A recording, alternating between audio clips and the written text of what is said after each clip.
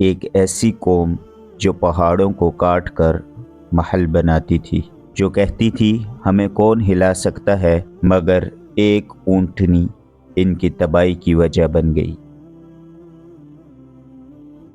قوم سمود عرب کے شمالی علاقے میں آباد تھی۔ یہ لوگ نہایت طاقتور، ماہر اور ترقی یافتہ تھے۔ پہاڑوں کو تراش کر گھر بناتے اور اپنی عقل پر غرور کرتے۔ اس صحرا پر ہماری حکمرانی ابدی ہے۔ یہ علاقہ آج بھی موجود ہے، جسے مدائن صالح کہا جاتا ہے، جہاں آج بھی پتھروں میں تراشے گئے گھر قوم سمود کی گواہی دیتے ہیں۔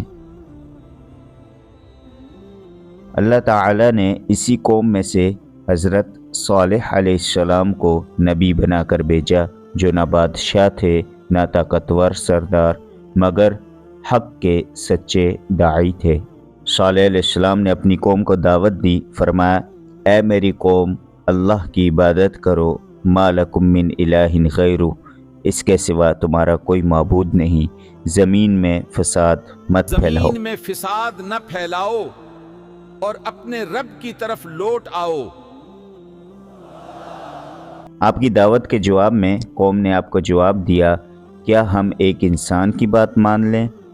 اگر تم سچے ہو تو کوئی نشانی لے کے آؤ۔ اے صالح، کیا تم ہمیں ہمارے معبودوں سے روکنا چاہتے ہو؟ اگر تم سچے ہو تو کوئی نشانی لاؤ۔ قوم نے حضرت صالح علیہ السلام سے نشانی اور معجزے کا مطالبہ کیا اور کہا کہ اگر آپ سچے ہیں تو اس پہاڑ سے ایک اونٹنی نکال کے دکھائیے۔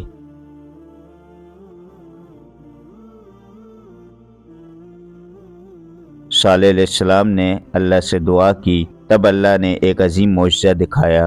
پہاڑ پھٹا اور اس میں سے ایک زندہ اونٹنی نکل آئی۔ اللہ کی طرف سے ایک عظیم معجزہ۔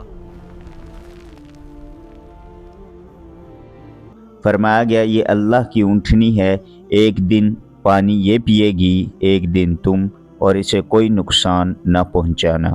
مگر سرکشی نے ان کے دل اندھے کر دیے تھے، انہوں نے فیصلہ کیا اونٹنی کو مار ڈالو۔ آخرکار انہوں نے اللہ کی نشانی کو قتل کر دیا۔ جب اونٹنی قتل ہوئی تو زمین لرز اٹھی۔ یہ صرف ایک جان کا قتل نہیں تھا، یہ اللہ کے حکم کی نافرمانی تھی۔ تب حضرت صالح علیہ السلام نے فرمایا 3 دن تک اپنے گھروں میں فائدہ اٹھا لو، پھر اللہ کا عذاب آئے گا۔ بالآخر جب وعدے کے مطابق وہ دن آ گیا جس کا ان سے وعدہ کیا گیا، ایک خوفناک چیخ آئی، زمین ہل گئی اور پوری قوم ایک لمحے میں ہلاک ہو گئی۔ قوم سمود تاریخ کا ملبہ بن گئی۔ یہ واقعہ ہمیں سکھاتا ہے معجزہ دیکھ لینا کافی نہیں، ایمان لانا ضروری ہے، اور اللہ کی نافرمانی ہمیشہ تباہی لاتی ہے۔ قرآن مجید میں جن قوموں کا ذکر بار بار آیا ہے، ان میں ایک عظیم مغرور قوم سمود بھی ہے۔ یہ وہ قوم تھی جو طاقت، دولت اور ترقی میں اپنے وقت کی سب سے مضبوط قوم سمجھی جاتی تھی، لیکن جب اللہ کے نبی کی بات جھٹلائی تو اللہ کا عذاب ان پر نازل ہوا۔ قرآن مجید میں اللہ کا ارشاد ہے وَإِلَىٰ ثَمُودَ أَخَاهُمْ صَالِحًا، کہ سمود کی طرف ہم نے ان کے بھائی صالح علیہ السلام کو بھیجا۔ قوم سمود دراصل حضرت نوح علیہ السلام کی قوم عاد کے بعد وجود میں آئی۔ یہ قوم حضرت نوح علیہ السلام کی نسل سے تھی اور عرب کے شمالی علاقے میں آباد تھی۔ تاریخ کے مطابق عاد ہلاک ہوئی اور سمود ترقی کرتے رہے، لیکن بالآخر قوم سمود نے عاد کے کھنڈرات سے سبق نہ لیا۔ سمود کے علاقے کے بارے میں قرآن نے الحجر ذکر کیا ہے، جسے مدائن صالح بھی کہا جاتا ہے، جو کہ سعودی عرب میں واقع ہے۔ جیسے قرآن میں سورۃ الحجر میں ارشاد ہے وَلَقَدْ كَذَّبَ أَصْحَابُ الْحِجْرِ الْمُرْسَلِينَ، کہ ہجر والوں نے انبیاء کی تکذیب کی۔ یہ علاقہ پہاڑوں سے گھرا ہوا تھا۔ قوم سمود پہاڑوں کو کاٹ کر اندر شاندار گھر بناتی تھی۔ آج بھی یہ آثار سعودی عرب میں موجود ہیں۔ سورۃ الفجر میں ارشاد ہے وَثَمُودَ الَّذِينَ جَابُوا الصَّخْرَ بِالْوَادِ، اور سمود جنہوں نے وادی میں چٹانوں کو تراشا۔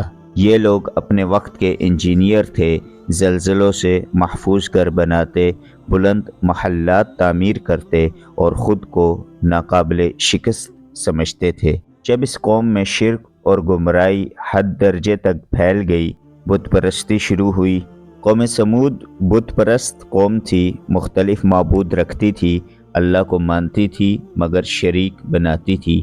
یہی وجہ تھی کہ اللہ نے انہیں ہدایت کے لیے نبی عطا فرمایا۔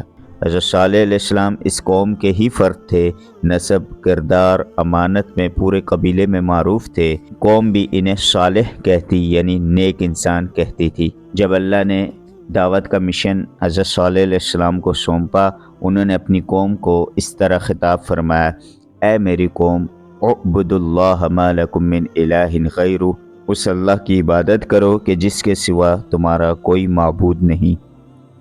انہوں نے 3 بنیادی باتوں کی دعوت دی: توحید، عدل اور فساد سے رک جانا۔ لیکن تمام نافرمان اقوام کی طرح اس قوم نے بھی واپسی یہ جواب دیا: اے صالح، ہم تجھ سے پہلے بڑی امید رکھتے تھے، کیا تو ہمیں ہمارے معبودوں سے روک رہا ہے؟ قوم نے کہا: اگر تم نبی ہو تو کوئی نشانی دکھاؤ۔ حضرت صالح علیہ السلام نے اللہ سے التجا کی، درخواست کی، تو اللہ نے اس قوم کے لیے معجزہ بھی دکھا دیا۔ فرمایا: ہم اونٹنی کو آزمائش بنا کر بھیجنے والے ہیں۔ قوم نے شرط رکھی تھی کہ اگر پہاڑ سے حاملہ اونٹنی نکال دو تو ہم ایمان لے آئیں گے۔ اللہ نے ان کی مانگ پر ایک زندہ اونٹنی پیدا فرمائی اور حکم ارشاد فرمایا سورۃ الشمس میں: اللہ کی اونٹنی اور اس کے پانی کے حق سے خبردار رہو۔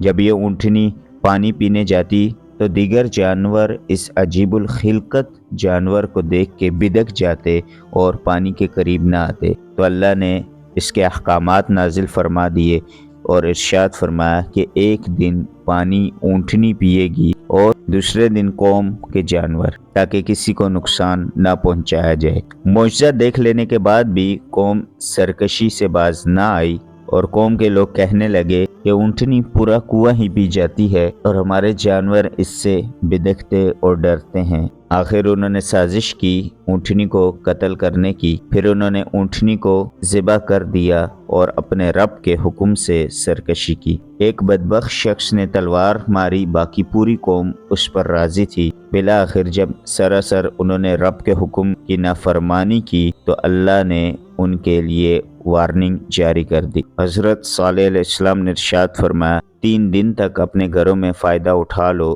پھر عذاب آئے گا۔ جب عذاب کا وعدہ آ چکا تو ایک چیخ نے انہیں آ پکڑا اور وہ اپنے گھروں میں اوندے پڑے رہ گئے۔ یہ عذاب کیسا تھا؟ عذاب کی صورت زلزلہ، خوفناک چیخ اور آسمانی گرج تھی۔